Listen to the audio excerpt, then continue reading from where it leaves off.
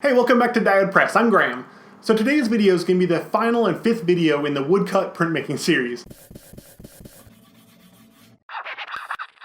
And so this project has kind of taken a long time. I moved across country halfway through it, and there's a lot of videos and filming and different parts to it, so I finally got it all wrapped up. So a couple of quick things before we get started. If you let me know down in the comments what you think of these videos, and if there's something you'd like to see more or less of, let me know down there. I'd really appreciate it. I'm working on a reduction woodcut print, which is going to be a 2-color reduction going from start to finish for the whole process. So that should be up real soon. And also, if you like these videos and you want to help support the channel, there's a couple of quick, easy ways you can do it. So first is just if you subscribe to the channel, that'll make sure you don't miss any videos in your feed when they show up, and it also just helps grow the channel. And if you have a friend or someone who you think will like these videos, please go ahead and share it with them. I really do appreciate it. And I've also created a patreon.com account. So if you don't know what Patreon is, it's basically a tipping and rewards website to help creators and artists.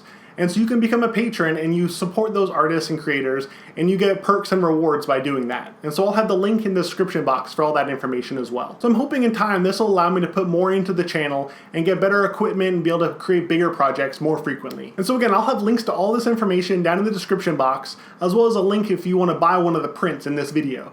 So again, thank you so much for subscribing and watching these videos. I really do appreciate it. And let's jump into the last video of this series. So to start adding blocks to this print, we're going to have to transfer that key block that we carved in the last videos and transfer it onto additional blocks so we have that line work to work from. So the first step is to tape down a piece of paper onto the registration jig and then ink up that key block. Once you have it inked up, you want to drop it into the registration jig and then transfer it onto the piece of paper. So I'm using just a block of wood here, but you can use a baren or a spoon or whatever you need to really get a good transfer onto the paper. And the paper is taped onto the jig on the left side so it doesn't move around. So once you have a good transfer onto the paper, you go ahead and take out the key block and then put in your blank wood block. And this would be the same for like a linoleum block as well. And then rub through the paper onto the block. And I'm using a baren, but again, a spoon or anything else would do the job. And you really want to work on the paper to make sure you get a good, strong transfer onto your block. And then here you go. So now you can see the original key block and then the additional block that it's transferred onto. And it should be the exact same orientation and match the first one exactly. So the first layer I want to add to this print is kind of just a background block. So I drew this up in Photoshop and then printed it out using the printer transfer method that I showed in the transfer video. So again, I printed onto the piece of sticker paper with all the stickers removed, so the ink's really just floating on top and ready to be transferred. I had some guidelines on the printout so I could see where to cut it down and also how to align it onto the block. And now I drop in one of the uncarved wood blocks that have the key block transferred onto it. And I can line up my printer transfer and rub it onto the block. And here you can see the transfer complete on top of the key block on the brand new wood block. And I'm ready to start carving. Basically anywhere where it's just raw wood is what I'm going to carve away. And anything that has either the key block or the inkjet transfer on there is going to remain on the block. And this will make a little more sense once I get further along. And so to make carving and filming a little bit easier, I'm doing a really light wash of ink over the whole block just to darken up the raw wood so you can see what's being carved away really easily. And now it's time to carve. And you can see here I'm following basically wherever there's raw wood, that's what I'm carving away. And then leaving whatever's remaining in the key block or the inkjet transfer, the gray, that'll all remain. And you can see I'm really just using this as a guideline, just kind of so I have an idea of what I want to carve away and what I want to keep. But I'm using the key block as really the guide to make sure where I stop my lines. So when it's all printed, I don't have any blank areas where I didn't want them. So in the end, this print's going to be 4 colors of ink and then the white of the paper. So really 5 colors. So what I'm carving away here is what I want to stay forever. So this is where the white paper is going to show through. And then the later layers will add more, different layers and shadows and texture to the whole print. So now I'm mixing up a nice light gray that I'm going to use for this background block. So I'm using Gamblin oil-based inks. So I'm using basically all white and then just a splash of the Portland Intense Black to make the gray tone. And with these inks, it really just takes the tiniest amount of dark ink to make your grays. And then I rub a few swatches of the ink onto a piece of the printmaking paper that I'm going to use just so I can see what's going to look like on the actual paper. It's going to dry a little bit different, but this should be fairly close. And so once I'm happy with the color, I'm going to go ahead and ink up the block and then run a print.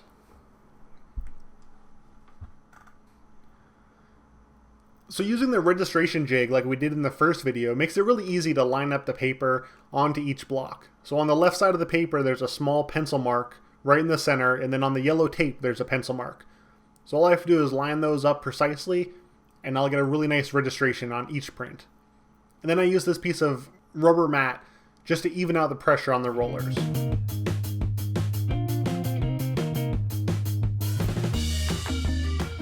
Alright, and there's the first layer ready to go. And so I went ahead and printed about 10 of these, just in case I messed a couple up, I'd have enough extra for the addition.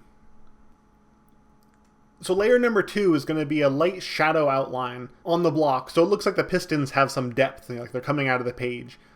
And so for that I'm basically mixing up just a little bit darker shade of gray. And so for this block I didn't show the transferring and the drawing, but it's basically the exact same steps as the first one. And so I pop out the last block and then pop the new one into the jig. And again, hopefully everything should just line up perfectly. And then for this layer, I'm inking it up right on the press bed. And then I'm just using a paper towel to clean up some of the spots where the ink got onto the block, so I don't want to, pick it up on the edges of the paper or anything. But there's really no easy way to ink a block like this, because I don't have a large enough brayer to span the width of it. So I just took my time and tried to get it all nice and evenly covered. Alright, so running through the press, and then here's layer 2. And so here's a close-up of the print with the 2 layers on it so far. And it's kind of hard to tell what's going on, but once you get the key block printed, you'll really see the whole image pop out. And so now the third layer is going to be kind of a detail layer that's going to add some darker gray to the pistons and give them some kind of 3-dimensional shape. So to start that block, I'm going to transfer the block that we did first, the background, the big gray block. I'm going to ink that up and transfer it onto a piece of paper, using the same technique as before. And then I'm just rubbing through the paper and it's picking up all the ink that's on that block. And again, this is just for a guideline, so it doesn't have to be perfect for what I'm doing. Now into the jig, I pop in one of the blank blocks that has the key block transferred onto it. And now I can let the paper back down and rub that wet ink onto the block.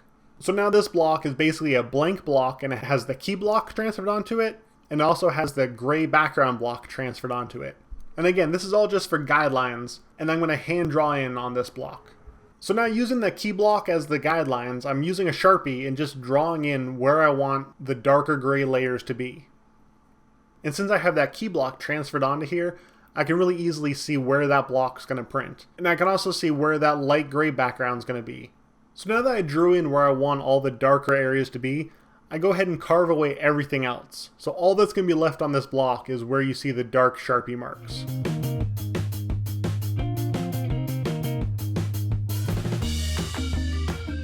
Alright, now we're ready to go ahead and print this layer. So I'm using the gray from the last layer and then just adding a little bit of black at a time until I get the right shade. And again, I don't want it to be too strong, just a little bit darker than the last layer. And then again, inking up this block wasn't so much fun just because it's a ton of small little pieces. But if you had a wide enough brayer to go ahead and roll across the whole block with a couple of guide rails on the side, it'd make it a lot easier.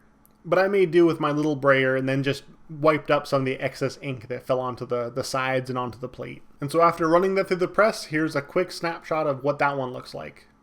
Alright, and finally layer number 4, which is the key block that we did in the last video. So that's going to be printed on top of all the layers we just did and really finish off the print. And so to ink that one up, I'm mixing up the Portland Intense Black, and then I'm adding in a bit of blue and then a bit of white, just to kind of soften the black ink a little bit. Because I think just straight black ink is a little bit too bold. It doesn't really go well with the other shades of gray that I have on here. Alright, so after I ink up the last block, I can drop it into the registration jig, and then align my paper and run it through the press for the final layer. And so I started with about 10 or 12 prints, and at the end I think I have 9 good ones. So it worked out pretty well.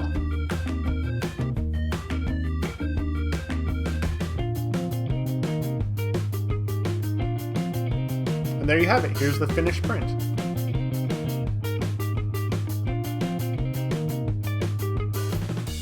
Alright, so that's it for the woodcut series. Thank you so much for watching. I hope you liked how the whole thing turned out. Let me know down in the comments what you think. I'd love to hear from you. And also subscribe to the channel if you haven't, and if you think this video can help someone, please share it with them. I really do appreciate it. And again, I'll have links in the description box to my shop if you'd like to purchase one of the finished prints, and also to the Patreon account if you'd like to help support this channel and get some cool perks. So again, thank you so much for watching, and I'll be back real soon with a new video.